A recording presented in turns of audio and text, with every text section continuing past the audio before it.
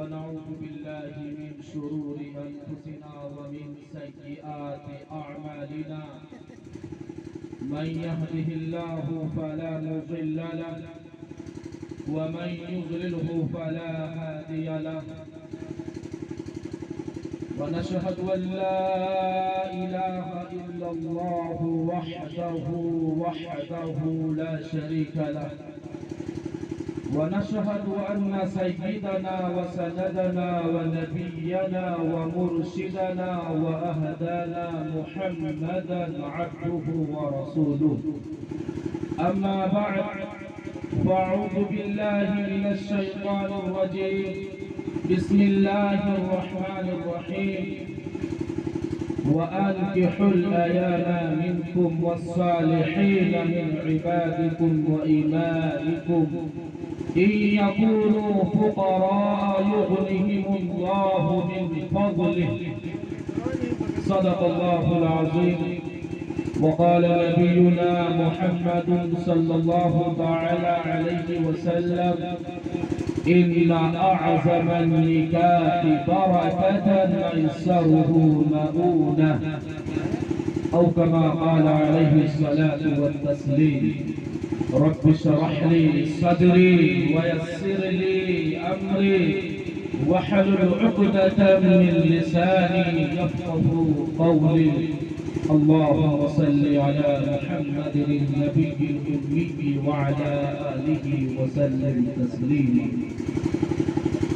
دیار عشق میں اپنا مقام پیدا کر دیار عشق میں اپنا مقام پیدا کر نیا زمانہ نئی صبح و شام پیدا کر اٹھانا شیشہ گرانے پرنگ کے احسان سفالے ہند سے لینا وجام پیدا کر تیرا طریق امیری نہیں فقیری ہے تیرا طریق امیری نہیں فقیری ہے خودی نہ بیچ غریبی میں نام پیدا کر خودی نہ بیچ غریبی میں نام پیدا کر اسٹیج پر رونق افروز معتبر علماء کرام اور سامنے بیٹھے سامعین کرام اللہ کا کرم ہوا اور اس کا فضل ہوا کہ اللہ تبارک و تعالی نے ہمیں اور آپ کو منتخب کر کے یہاں جمع ہونے کی اور دین کی نسبت پر بیٹھ کر دین کی باتوں کو سننے کی توفیق عطا فرمائے بڑے خوش نصیب ہیں وہ حضرات اور وہ خواتین جن کو دین کی فکر ہوتی ہے اور دینی جلسوں میں پہنچ کر کے وہ دین کی باتوں کو سنا کرتے ہیں میرے عزیز دوستو ابھی آپ نے بہت ہی جامع اور پرمغز بیان سماعت فرمائی بہت ہی بہترین یہ جلسہ رما اور دمک کی جملہ معترضہ کے طور پر مجھے بیچ میں حائل کر دیا گیا لیکن بڑوں کا حکم ہے اس کی بھی تعمیل کرنی حافظ محمد وارث علی اور ان کے بھائی کا نکاح ہوا اور اس نکاح کی مناسبت سے اس پروگرام کو سجایا گیا اللہ زوجین کی زندگیوں میں خوب خیر و برکت عطا فرمائے اس لیے میں نکاح سے متعلق کچھ باتیں پیش کروں گا دعا کریں کہ اللہ رب العزت توفیق عطا فرمائے مدد فرمائے اور ایسی بات کہلوا دے جو ہم سب کی نجات کا ذریعہ بنے خلاصی کا ذریعہ بنے مغفرت کا ذریعہ بنے اور آج کی یہ رات ہم سبوں کے لیے شب برات بن جائے اور جو باتیں کہی جائیں ان باتوں پر عمل کی توفیق عطا فرمائے میرے عزیز نوجوانوں پردہ نشین خواتین اسلام نے ہمیں ہر معاملے میں اب وہ معاملہ خوشی کا ہو یا غمی کا ہو ہمیں ہدایات دی نکاح یعنی ازدواجی زندگی گزارنے کے لیے اسلام نے بڑی اچھی اچھی اچھی باتیں اور ہدایت دی، اور میں کہتا ہوں کہ اسلام نے نکاح کا جو طریقہ قرآن مجید میں اور احادیث نبویہ میں پیش کیا ہے، اس سے بہتر طریقہ کسی مذہب نے، کسی قوم نے اور ادیان میں پیش نہیں کیا۔ اور میں آپ کو بتا دوں کہ نکاح اور شادی یہ کوئی دنیاوی معاملہ نہیں ہے۔ ہم دنیا کے اندر معاملات کرتے ہیں، ہم نے پیسے دیے کوئی چیز خریدی، تو اسلام نے نکاح کو کوئی دنیاوی معاملہ قرار نہیں دیا ہے، بلکہ اسے عبادات میں شمار کیا ہے۔ جیسے نماز ایک عبادت ہے، روزہ ایک عبادت ہے، حج ایک عبادت ہے، زکوٰۃ ایک عبادت ہے، اور میں کہتا ہوں کہ یہ ایک ایسی عبادت ہے کہ جب دنیا کے اندر کوئی عبادت موجود نہ ہوگی اور قیامت کے دن کوئی بھی عبادت موجود نہ ہوگی، تو نکاح ایک ایسی عظیم عبادت ہے کہ وہاں بھی موجود رہے۔ میرے عزیز نوجوانوں، اسلام نے اس بات کو بالکل بھی پسند ہی نہیں کیا ہے کہ آدمی بغیر نکاح کی زندگی گزارے، رہبانیت اختیار کر لے، ملنگ بن جائے۔ اسلام نے اس چیز کو بالکل بھی پسند نہیں کیا۔ قرآن مجید کے اندر ہے وَأَنكِحُوا الْأَيَامَ مِنكُمْ وَالصَّالِحِينَ مِنْ عِبَادِكُمْ وَإِمَائِكُمْ، کہ جو بے نکاح ہو تم ان کا نکاح کرانا، اور اسی طریقے سے اگر تمہارے غلام اور لوڈیاں بے نکاح ہیں اور وہ نکاح کے لائق بھی ہو چکے ہیں، ان کا بھی نکاح کرانا۔ آج ہم یہ سمجھتے ہیں کہ نکاح کرنے کے بعد بیوی آئے گی، جورو آئے گی، اس کا نام، نفقہ، روٹی، کپڑا، لہنگا، لاچا، پلازو، سلطانی سوٹ، پاکستانی سوٹ وغیرہ ضروریات کا انتظام کرنا ہوگا۔ ابھی تو میں سنگل ہوں، ابھی تو میں تنہا ہوں، بعد میں اتنا سارا انتظامات کیسے کروں گا، اس کے وش کو کیسے پورا کروں گا، اس کی تمناؤں کو اور آرزوؤں کو اور مطالبات کو اور خواہشات کو میں کیسے پورا کروں گا، اور میں اس کو مرغ و مسلم اور بڑھیا اچھی اچھی چیز اور پکوان کیسے کھلاؤں گا۔ آدمی سوچتا ہے اتنے سارے انتظامات کیسے کروں گا۔ ایسے لوگوں کے لیے اللہ نے کلام پاک کے اندر ارشاد فرمایا ان یکونوا فقراء اگر تم فقیر اور مسکین ہوگے، اللہ تبارک و تعالیٰ اپنے فضل و کرم سے تم کو غنی کرے گا، اپنے فضل و کرم سے تم کو مالدار کرے گا۔ آپ نے سنا ہوگا لوگوں کی زبانوں سے کہ یار شادی سے پہلے میرا خود خرچہ نہیں ہوتا تھا، شادی کے بعد اللہ نے اتنی برکت دی کہ میرا بھی خرچہ پورا ہو رہا ہے، میری بیوی کا بھی خرچہ پورا ہو رہا ہے، میری ماں کا بھی خرچہ پورا ہو رہا ہے، بھائی بہنوں کا بھی خرچہ پورا ہو رہا ہے۔ مفتی اعظم پاکستان حضرت مفتی محمد شفیع صاحب رحمت اللہ علیہ نے اپنی تفسیر میں لکھا ہے کہ اس آیت میں ان یکونوا فقراء یغنیہم اللہ من فضلہ، ان غریب فقیر مسلمانوں کے لیے بے شمار خوشخبری ہے، بے شمار خوشخبری ہے کہ جو اپنے دین کی حفاظت کے لیے، اپنے ایمان کی حفاظت کے لیے، اپنی نگاہ کی حفاظت کے لیے، اپنی شرمگاہ کی حفاظت کے لیے، اپنے دماغ کی حفاظت کے لیے اور اپنے دل کی اور نفس کی حفاظت کے لیے نکاح کرنا چاہتے ہیں، مگر مالی وسائل کمی کی وجہ سے نکاح کرنے سے ڈرتے ہیں۔ اگر وہ یہ نیک نیتی سے نکاح کریں گے تو اللہ تبارک و تعالیٰ ان کو بھی مالی غنا عطا فرماتے ہیں۔ اور اس آیت میں ان لوگوں کو بھی سبق لینا چاہیے کہ جو اگر اپنے برابر مالدار سے اپنی بیٹی کا نکاح اور نکاح کا پیغام آتا ہے تو محض غربت کی وجہ سے انکار کر دیتے ہیں، غربت کی وجہ سے انکار کر دیتے ہیں۔ میرے عزیز ساتھی، یہ مال و دولت تو آنے جانے والی چیز ہے، آج ہے کل نہیں ہے۔ مال و دولت کسی کے پاس نہ رہی ہے نہ رہے گی۔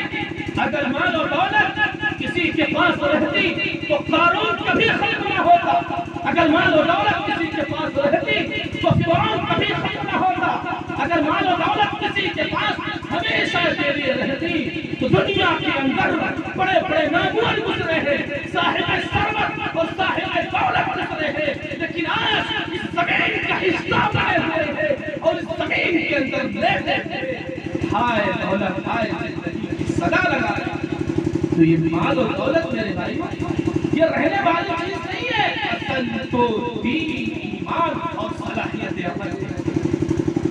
حضرت ابو بکر صدیق رضی اللہ تعالی عنہ ایک خطبہ میں ارشاد فرمایا کہ نکاح کرنے میں اللہ کے حکم کی تعمیل، تو اللہ نے جو وعدہ زنا عطا فرمانے کا کیا ہے وہ پورا فرمانے کا۔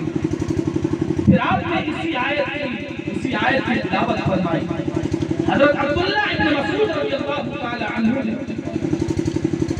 ارشاد فرمایا کہ اگر تم مالدار ہونا چاہتے ہو تو نکاح کرو، کیونکہ اللہ نے کلام پاک کے اندر فرمایا ہے ان یکونوا فقراء یغنیہم اللہ من فضلہ، اگر تم فقیر اور مسکین ہوں گے تو اللہ پاک اپنے فضل و کرم سے تم کو غنی کر دے گا۔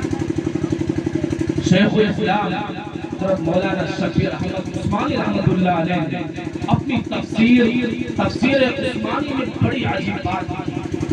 وہ فرماتے ہیں کہ لوگ نکاح کرنے میں پس و پیش اس لیے کرتے ہیں کہ نکاح کرنے کے بعد بال بچوں کا باہر کیسے سمجھائیں گے۔ قرآن حکیم نے انہیں سمجھایا ہے، انہیں بتایا ہے کہ ایسے موہوم خطرات پر نکاح نہ کرو، کیونکہ روزی اللہ کے ہاتھ میں ہے۔ کہ آپ نے قرآن کریم کی آیت نہیں پڑھی وَيَرْزُقْهُ مِنْ حَيْثُ لَا يَحْتَسِبُ، اللہ ایسی جگہ کا رزق عطا فرمائیں گے کہ تم تصور نہیں کر سکتے، تم سوچ بھی نہیں سکتے۔ نہ مجرد رہنا تنے تنہا رہنا یہ زنا کا موجب ہے، اور نہ نکاح کا اخلاص مستلزم ہے۔ اللہ کے نبی جناب محمد رسول اللہ صلی اللہ علیہ وسلم نے ارشاد کہ تین آدمیوں کی اللہ تبارک و تعالی مدد فرماتے ہیں۔ ایک وہ آدمی کہ جس نے اپنے آقا کے ساتھ مکاتبت کی، اپنے آقا سے معاملہ کیا کہ میں تم کو اتنا درہم دوں گا تو مجھے مکاتب بنا دو تاکہ مجھے آزادی مل جائے۔ آقا نے اس کی بات منظور کر کے اسے مکاتب بنایا۔ اب یہ مکاتب بدلے کی دعوت ادا کرنے کی نیت رکھتا ہے اور درہم جمع کرنے کی کوشش کرتا ہے، مال و دولت جمع کرنے کی کوشش کرتا ہے۔ اللہ پاک فرماتے ہیں کہ میں اس کی مدد کروں۔ دوسرا وہ شخص جو نکاح اس لیے کرتا ہے کہ میں پاک دامن بن جاؤں، میری نگاہ محفوظ ہو جائے، میری شرمگاہ محفوظ ہو جائے، میں بے حیائی سے بچ جاؤں، میں بدکاری سے بچ جاؤں، میں بے حیائی سے بچ جاؤں، میں زنا کی اڈوں سے بچ جاؤں، میں شراب کے مٹکوں سے بچ جاؤں، میری نگاہ محفوظ ہو جائے، میں آنکھوں کے زنا سے بچ جاؤں۔ اور نکاح کا مقصد بھی یہی ہے۔ حضرت عبداللہ ابن مسعود رضی اللہ تعالی عنہ کی روایت ہے کہ اللہ کے رسول صلی اللہ علیہ وسلم نے ارشاد فرمایا یا معشر الشباب من استطاع منكم الباءة فليتزوج فإنه أغض للبصر وأحسن للفرج ومن لم يستطع فعليه بالصوم فإنه له وجاء۔ یہ نوجوانوں کی جماعت، اگر تم نکاح کرنا، اگر تمہارے اندر نکاح کرنے کی استطاعت ہے، طاقت ہے، مال و دولت ہے تو تم نکاح کرو، کیونکہ یہ نگاہ کو نیچے رکھنے والا اور شرمگاہ کی حفاظت کرنے والا ہے۔ اور اگر تم نکاح کرنے کی استطاعت اور صلاحیت اور طاقت نہیں رکھتے ہو تو چاہیے کہ تمہیں اپنے اوپر روزوں کو لازم پکڑو، تو چاہیے کہ تم اپنے اوپر روزوں کو لازم پکڑو، اس لیے کہ یہ تمہارے حق میں خسی کرنے کے برابر ہے۔ اللہ کے رسول صلی اللہ علیہ وسلم نے نکاح کے مقصد کو بیان فرماتے ہوئے ارشاد فرمایا فَإِنَّهُ أَغَضُّ لِلْبَصَرِ، یہ بدنگاہی سے بچانے والا اور شرمگاہ کی حفاظت کا ذریعہ ہے۔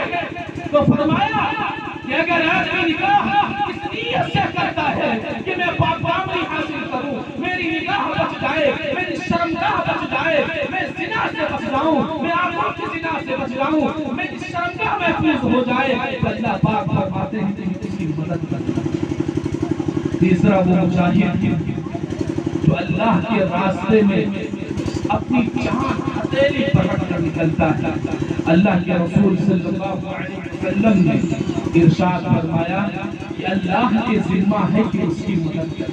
اب میرے بھائیوں، اللہ جس کی مدد کرے، اللہ جس کی مدد اور نصرت کرے، اس سے بڑھ کر اور کیا فضیلت ہو سکتی ہے؟ تو اسلام نے نکاح کو کوئی دنیاوی معاملے کے طور پر پیش نہیں کیا ہے، بلکہ میرے بھائیوں اس کو نکاح، اس کو عبادات میں شمار کیا ہے، اور نکاح کرنے والے کی اللہ تبارک و تعالیٰ مدد بھی فرماتا ہے۔ تو میرے نوجوانوں، یہ نکاح جو ہے نا، یہ بہت بڑی نعمت ہے، بہت بڑی نعمت ہے، اتنی بڑی نعمت ہے کہ جس کی وجہ سے یہ زندگی لطف و سکون، راحت و مسرت اور فرحت و برکت حاصل کر کے دنیا کے اندر جنت کا نمونہ بن جائے۔ اور اسلام کی یہ خوبی ہے، اسلام کی یہ خوش اسلوبی ہے کہ زوجین کو، میاں بیوی کو ایک دوسرے کا حقوق دلا کر کے، ایک دوسرے کو شریک حیات بنا کر کے، اور وَلَهُنَّ مِثْلُ الَّذِي عَلَيْهِنَّ بِالْمَعْرُوفِ، دونوں میں مساویانہ یعنی میاں بیوی میں برابری کا حقوق دلا کر کے ایک بہترین معاشرہ سماج اور سوسائٹی قائم کیا۔ اسی معاشرے اسلامیہ کی روشنی میں لاکھوں بلکہ کروڑوں اربوں خربوں انسانوں نے پاکیزہ اور بالطف زندگی گزار کے سفر آخرت اختیار کیا۔ آج بھی شمع نور باقی ہے، اور دنیاوی زندگی کا سفر کرنے والوں کے لیے لا یہ ہے عمل اور مینار رشت و ہدایت ہے۔ مگر میرے نوجوانوں، اس نئی روشنی میں، اس نئی روشنی میں مادی تہذیب و تمدن اور نئے روش نے، نئے رفتار نے، نئے رفتار نے، اور نئے اقدار نے، اور نئے چلن نے کچھ ایسے بالوں پر نکالے ہیں کہ میاں بیوی کی زندگی تلخ سے تلخ تر اور جہنم کا نمونہ اور بڑھتا گڑھا بنتی چلی جاتی ہے۔ نکاح کیے ہوئے چند ماہ یا چند دن یا چند ماہ نہیں گزرتے کہ تو میں کی جنگ شروع ہو جاتا۔ بعض مرتبہ العیاذ باللہ کئی برس بلکہ کئی اولاد ہونے کے باوجود تفریق اور طلاق کی وہ آگ سلگتی ہے جو بے کوشش کے باوجود بھی ٹھنڈی ہونے کا نام نہیں لیتی۔ نتیجہ کیا ہے؟ نتیجہ کیا نکلا؟ ساری زندگی تباہ و برباد، سارا خاندان، سارا معاشرہ، سارا گھرانہ اور سارا رشتہ دار ہمیشہ کے لیے ایک دوسرے کا جانی دشمن بن جاتا ہے۔ اس لیے اس نکاح کرنے والے ان تمام دولہا اور دلہن سے میں یہ بات کہوں گا کہ نکاح کے بعد ازدواجی زندگی کیسے گزارنی ہے، اس کو سیکھنا ہے۔ اور ہمارے سامنے ہمارے نبی کی تعلیم ہے، ہمارے نبی صلی اللہ علیہ وسلم نے نکاح کر کے بھی بتایا ہے اور زندگی گزارا کے بھی بتایا ہے۔ ان کا سبق ہمارے سامنے ہے۔ اللہ کے نبی نے ہمیں بے یار و مددگار نہیں چھوڑا ہے، ان کی پوری زندگی ہے، زندگی کا پورا پہلو ہے، ہمیں اور آپ کو پڑھنے کی ضرورت ہے۔ اور آج اسی 1400 سال پہلے ماضی کی طرف لوٹ کر کے آنا ہے، تب جا کر کے کامیابی اور کامیابی ہمارے قدم پر۔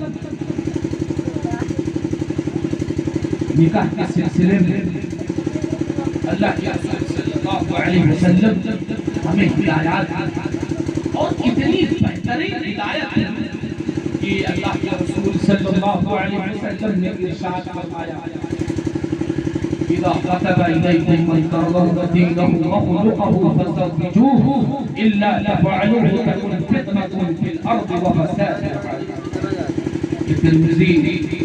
ترمذی شریف کی روایت ہے اور مشکاۃ کے اندر بھی یہ حدیث ہے اللہ کے رسول صلی اللہ علیہ وسلم ارشاد فرمایا کہ جب تمہارے پاس پیغام نکاح ہے ایک بات یاد رکھو پیغام نکاح دونوں طرف سے دیا جا سکتا ہے لڑکے والوں کی طرف سے بھی دیا جا سکتا ہے لڑکی والوں کی طرف سے بھی دیا جا سکتا ہے آج ہمارے معاشرے میں نکاح لڑکے والوں کی طرف سے دیا جاتا ہے اگر لڑکی والوں کی طرف سے نکاح کا پیغام دیا جاتا ہے تو اس کو عیب سمجھتے ہیں اور یہ سمجھتے ہیں کہ یہ تو سامنے چل کر آئی ہے یہ تو سامنے چل کر آئی ہے اس کو عیب سمجھتے ہیں یاد رکھو میرے نوجوانوں میرے بزرگوں یہ کوئی عیب کی بات نہیں ہے ہم سب کے آقا سید المرسلین سید الاولین والآخرین محبوب رب العالمین جناب محمد رسول اللہ صلی اللہ علیہ وسلم نے خود حضرت علی کو بلایا اور بلا کر کے کہا کہ اے علی میں اپنی سب سے چہیتی لاڈلی بیٹی فاطمہ کا نکاح میں ہم سے کرنا چاہتا ہوں فاطمہ کا نکاح میں ہم سے کرنا چاہتا ہوں مجھے بتاؤ اگر عیب کی بات ہوتی تو کیا اللہ کے نبی صلی اللہ علیہ وسلم خود حضرت علی کو بلاتے اور فرماتے اگر کوئی عیب کی بات نہیں ہے دونوں طرف سے پیغام دیا جا سکتا ہے اور دیکھو اگر لڑکی والوں کو لڑکا پسند آ جائے کہ لڑکا دیندار ہے نیک ہے پاک دامن ہے میری بچی کے لائق ہے اسی طریقے سے لڑکے والے بھی لڑکی کو دیکھ لیں کہ لڑکی دیندار ہے پاک دامن ہے نیک سیرت ہے اچھی مزاج کی لڑکی ہے لڑکے والے نکاح کا پیغام ہے تو نکاح دونوں طرف سے دیا جا سکتا ہے کوئی بھی صورت ظاہر نہیں ہے اللہ کے نبی صلی اللہ علیہ وسلم نے ارشاد فرمایا کہ جب نکاح کا پیغام آ جائے تو دو چیزوں کو دیکھو لڑکی کے اندر یا لڑکے کے اندر دو چیزیں دیکھو خاص طور سے دینہ و خلقہ کہ وہ دیندار ہے یا نہیں با اخلاق ہے کہ نہیں اس کے اخلاق کیسے ہیں اس کا کیریکٹر کیسا ہے اس کا کردار کیسا ہے آپ نے دیکھا اخلاق بھی اچھا ہے دینداری بھی ہے اللہ کے نبی نے فرمایا فزوجوہ نکاح کرو دینداری بھی ہے با اخلاق بھی ہے اللہ کے رسول صلی اللہ علیہ وسلم نے ارشاد فرمایا کہ نکاح کر دو لیکن ہم نے ان چیزوں کو مؤخر کیا ہم نے سب سے پہلے کیا دیکھا کتنی زمینیں ہیں کون سی گاڑی لوگے کہ باراتیوں کو کون سا کھانا کھلاؤ گے تو یاد رکھو میرے بزرگوں اور دوستوں یہ ہماری فضول خرچیوں اور بیجا رسموں کی وجہ سے نکاح بے حق ہوگا یہ ہمارے فضول خرچیوں اور بیجا رسموں کا نتیجہ ہے آج نکاح مہنگا ہو گیا اللہ ہم سب کی حفاظت فرمائے اور آج ہماری اسی معاشرے کے اندر جہیز کے نام پر اتنی شرائط ہے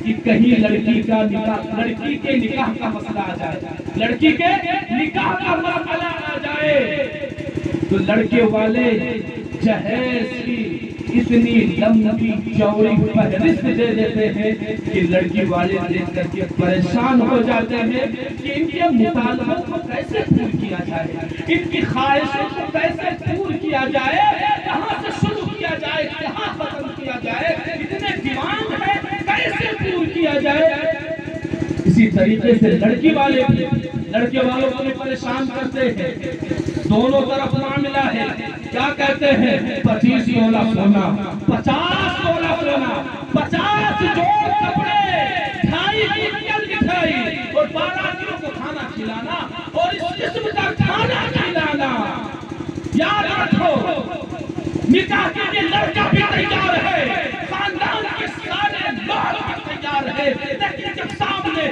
جہیز کی فہرست آتی ہے پیچھے ہٹ جاتے ہیں. اس جہیز کے دانا کی وجہ سے ہزاروں لڑکے اور لڑکیاں بے نکاح پڑے ہوئے ہیں. ذمہ دار کون ہے؟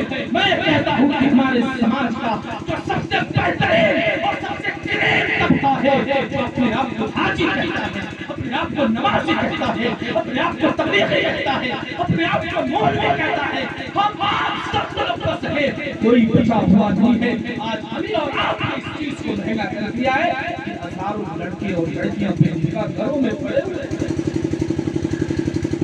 اللہ پاک آئندہ ہماری سماج کو ان چیزوں سے محفوظ رکھے. لڑکے اور لڑکیاں کی شادی کرنا نہیں ہے بلکہ ان کو بیچنا ہے، ان کو بیچنا ہے. اور اس کے بعد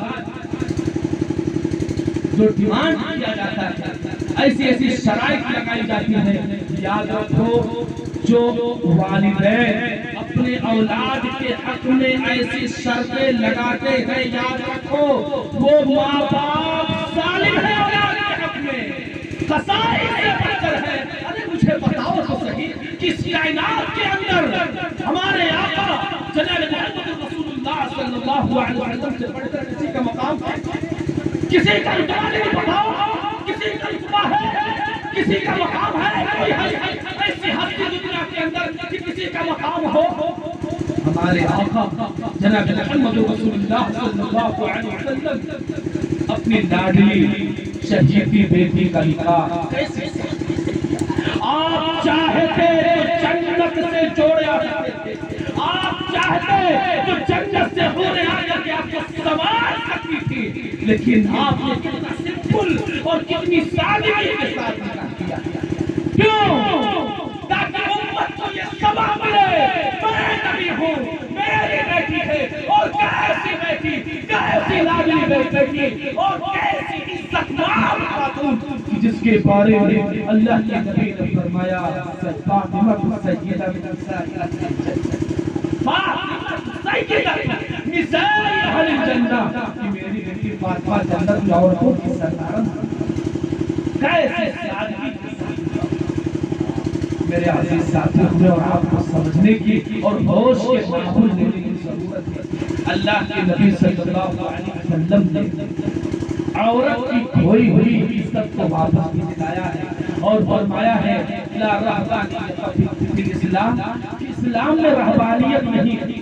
اسلام میں رہبانیت نہیں ہے، بلکہ دو لفظوں میں واضح کیا ہے کہ اگر تم ازدواجی زندگی گزارو گے تو جو عورت تمہاری نکاح میں آئے گی وہ اللہ کی معرفت کے راستے میں تمہاری مومن کو معاون اور مددگار.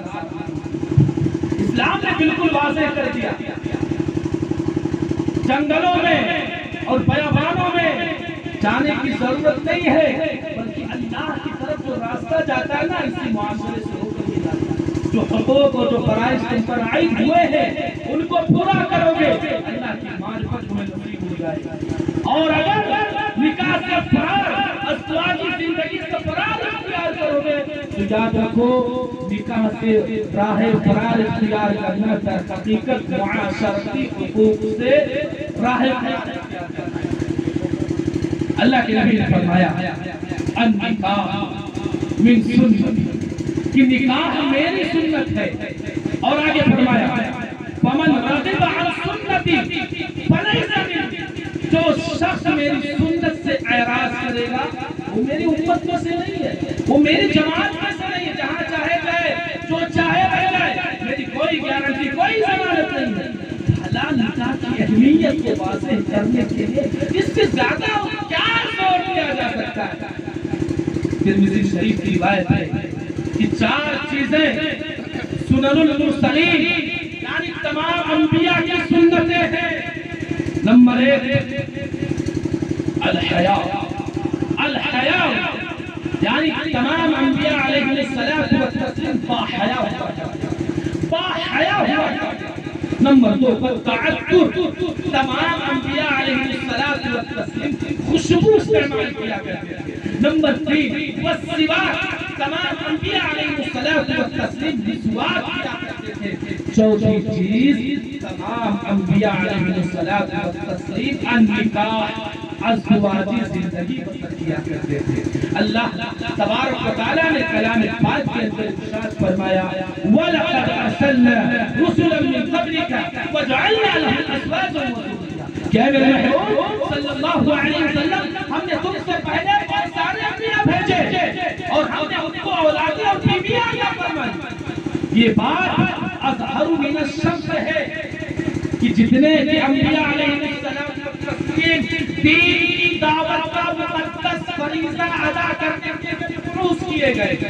वो मखलूक को अल्लाह से मिलाते थे, लोगों को गुनाहों से बचाते थे, नमाज की दावत दिया करते थे, शराब के अड्डों से बचाया करते थे, ज़िना के अड्डों से बचाया करते थे और उनके रास्ते में बीवी बच्चे रुकावट नहीं बना करते थे। गोया कि इस बात को पुख्ता और इस्टेब्लिश कर दिया गया। तो अज़वाजी जिंदगी से फरार, मुआशरती हुकूक से फरार। और आगे फरमाया अन-निकाह निस्फुल ईमान कि ये जो निकाह है ये आधा ईमान। देखो कुंवारा आदमी, एक कुंवारा आदमी कितना ही नेक न बन जाए वो ईमान के कामिल रुतबे को नहीं पहुंच सकता। वो ईमान के कामिल रुतबे को, दर्जे को नहीं पहुंच सकता जब तक वो अज़वाजी जिंदगी में दाखिल होकर के फराइज़ों को फराइज़ अदा करता, तब तक वो कामिल ईमान वाला और मुकम्मल ईमान वाला नहीं हो सकता। जिस लड़के की शादी ना हो और वो जवान उम्र हो, शादी के लायक हो, उसकी शादी ना हो, मेरे नौजवानों हदीस में इसको मिस्कीन कहा गया। इसी तरीके से जिस लड़की की शादी ना हो और वो जवान उम्र हो, हदीस में उसको मिस्कीना कहा गया। गोया कि ये लोग काबिले रहम हैं, इसलिए कि अज़वाजी जिंदगी से अभी महरूम है। अल्लाह तबारक व तआला इरशाद फरमाता है कि मेरे भाइयों और बुजुर्गों दोस्तों कि हमने तुम्हारे लिए औरतों को पैदा किया है, तुम उनमें से जिसको चाहो तुम अपने लिए पसंद करो। याद रखो ये 100% बात है और एक मुसल्लमा हकीकत है कि जिसको अच्छा जीवन साथी मिल जाए, जिसको अच्छा जीवन साथी मिल जाए, याद रखो उसको दुनिया की सबसे कीमती चीज और सबसे अच्छी चीज वो अपने आप को खुशनसीब समझे। हजरत अली रज़ियल्लाहु तआला अन्हु फरमाया करते थे कि जिस इंसान को 5 चीजें मिल जाए, जिस इंसान को 5 चीजें मिल जाए, वो अपने आप को दुनिया की सबसे खुशनसीब इंसान समझे। पहली चीज ये है शुक्र करने वाली ज़बान। शुक्र करने वाली ज़बान ये अल्लाह की बहुत बड़ी नेमत है। आज देखो हम अल्लाह की नेमतें कितना खाते खाते दांत मिल जाते हैं मगर अल्लाह का शुक्र अदा करते करते ज़बान नहीं। मसल मशहूर है कि जिसके खाइए उसके ईद खाइए। तो ये शुक्र अल्लाह की बहुत बड़ी नेमत है। दूसरी चीज जिक्र करने वाला जिस दिल में अल्लाह की याद होती है, जिस दिल में अल्लाह की याद आती है, ये नेमतें उस्मा। तीसरी चीज वतन की रोजी, जिसको वतन की रोजी मिल गई बहुत बड़ी नेमत है। मसल मशहूर है वतन की आंधी परदेश के सारे बराबर नहीं। तो जिसको वतन की रोजी मिल गई बहुत बड़ी नेमत है अल्लाह। और चौथी चीज मशक्कत उठाने वाला वतन, ये भी बहुत बड़ी नेमत है। मसल मशहूर है कि सेहतमंद जिस्म में ही सेहतमंद जिस्म में ही सेहतमंद अक़ल होती है।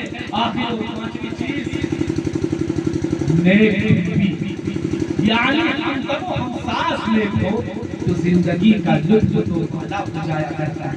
अगर ये 5 चीजें जिसको मिल गई फिर वो इंसान अपने आप को सबसे खुशनसीब इंसान समझे। और حضرت علی کرم اللہ وجہہ فرماتے ہیں کہ میرے محبوب جناب محمد رسول اللہ صلی اللہ علیہ وسلم نے مجھے 5 کاموں میں جلدی کرنے کی نصیحت فرمائی. 5 کاموں میں عجلوا بالصلاۃ قبل الفوت، کہ نماز کو فوت ہونے سے پہلے اسے ادا کر لو. عجلوا بالتوبۃ قبل الموت، موت سے پہلے جلدی جلدی توبہ کر لو، کیونکہ موت کا کوئی پتہ نہیں ہے کہ زندگی کا چراغ کب ہو جائے، زندگی کا ڈور کب ٹوٹ جائے، کوئی پتہ نہیں ہے. اس لیے موت سے پہلے جلدی جلدی توبہ، موت سے پہلے جلدی جلدی توبہ کر لو. تیسری چیز، اگر میت یا یار اگر کسی کا انتقال ہو گیا، کوئی مر گیا، تو اس کے دفن کرنے چلے. اور چوتھی چیز کہ جس کے سر پر قرض ہو اسے ادا کرنے میں جلدی کرے.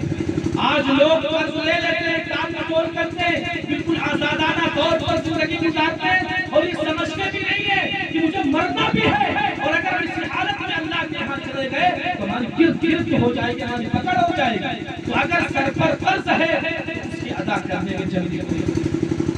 آخری اور 5ویں چیز کہ اگر لڑکے یا لڑکی نکاح کے قابل ہو گئے ہوں اور ان کے لیے کوئی مناسب رشتے مل جائے تو ان کے نکاح کرنے میں جلدی کرو. ان کے نکاح کرنے میں جلدی کرو، نہیں تو یاد رکھو میرے دوستو، جہاں نکاح نہیں ہوگا وہاں زنا ہوگا. جہاں نکاح نہیں ہوگا وہاں زنا ہوگا.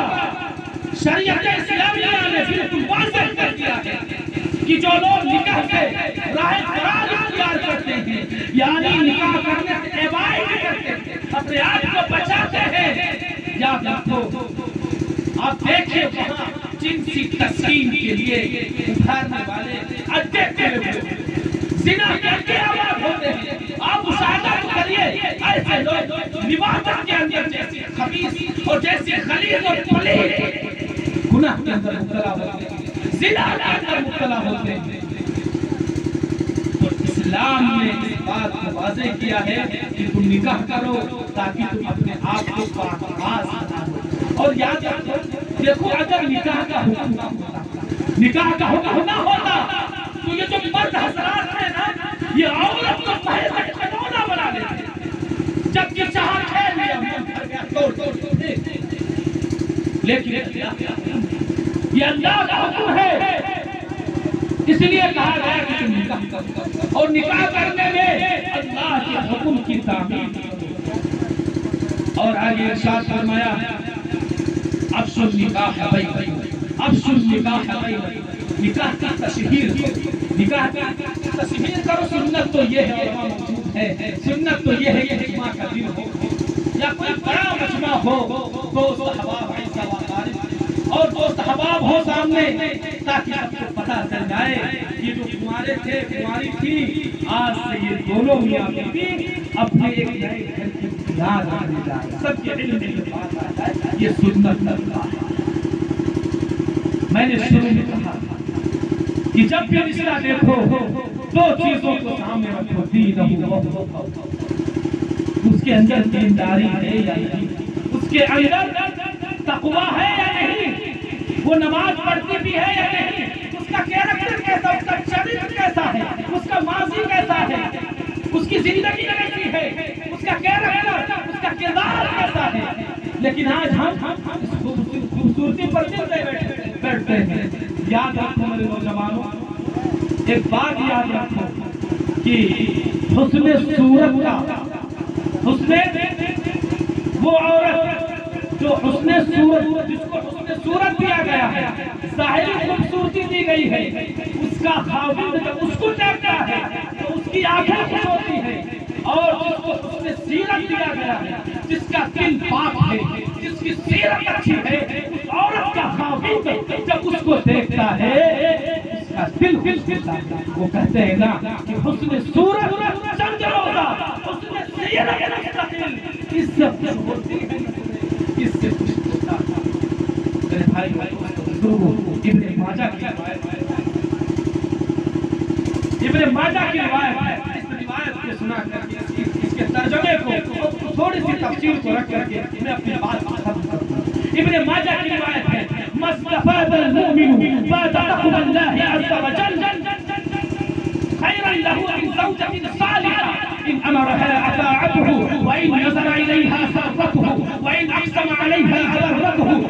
غاب عنها نصحته نفسها ومالها. کہ اللہ کے تقویٰ کے بعد انسان سب سے زیادہ جس سے فائدہ اٹھاتا ہے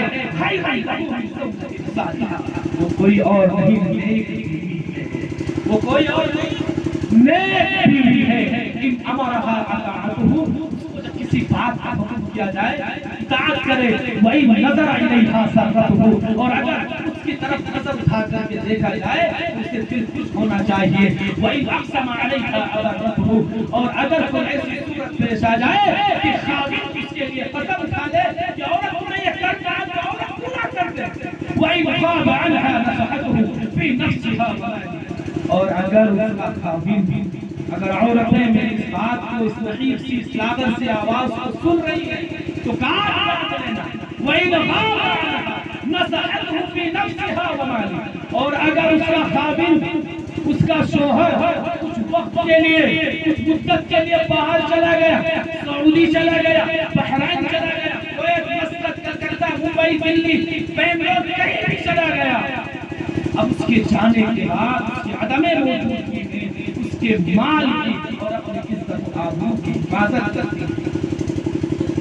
ایسا نہ ہو کہ شوہر تو گھر میں نہیں ہے، وہ تو چلا گیا ہے تمہاری خواہشوں کو پورا کرنے کے لیے اور تمہاری عشق کو پورا کرنے کے لیے، تمہاری مطالبات کو پورا کرنے کے لیے اپنا خون پسینہ بہاتا ہے پردیس میں جا کر کے، اور تم کیا کہتی ہو؟ تم یہاں راتوں کے اندر لحاف میں منہ ڈال کر کے دوسرے شوہروں سے، غیر مردوں سے چیخ اور چیخیں کرتی ہو، اپنے شوہروں کو دھوکہ دیتی ہو. ایسا نہ ہو. وَإِنْ غَابَ عَنْهَا نَصَحَتْهُ فِي نَفْسِهَا وَمَالِهَا، اگر کسی کو ایسی عورت مل جائے اس کے شوہر کے جانے کے بعد اس کے مال کی بھی حفاظت کرتی ہے اور اپنی عزت، اپنی آبرو کی بھی حفاظت کرتی ہے، تو یاد رکھو یہ تمام چیزیں بتائی گئی ہیں یہ نیک بیوی کی صفات ہیں، یہ نیک بیوی کی صفات ہیں. أَمَرَهَا أَطَاعَتُهُ وَإِنْ نَظَرَ إِلَيْهَا سَرَّتْهُ وَإِنْ أَقْسَمَ عَلَيْهَا أَبَرَّتْهُ وَإِنْ غَابَ عَنْهَا نَصَحَتْهُ فِي نَفْسِهَا وَمَالِهَا. اللہ تبارک و تعالی ہم سبوں کو کہنے سننے سے زیادہ اور سنت کے مطابق نکاح اور شادی کرنے کی توفیق عطا فرمائے، اور ہمارے معاشرے کے اندر، سماج کے اندر جن جن برائیوں نے جنم لے رکھا ہے، تمام بدعات و خرافات، گناہ گلگلہ کے نام پر، جلسہ کے نام پر، صدرہ کے نام پر جتنی ساری خرافات ہیں، اللہ پاک کی تمام خرافات کا خاتمہ کر کے ایک بہترین معاشرہ قائم کر دے.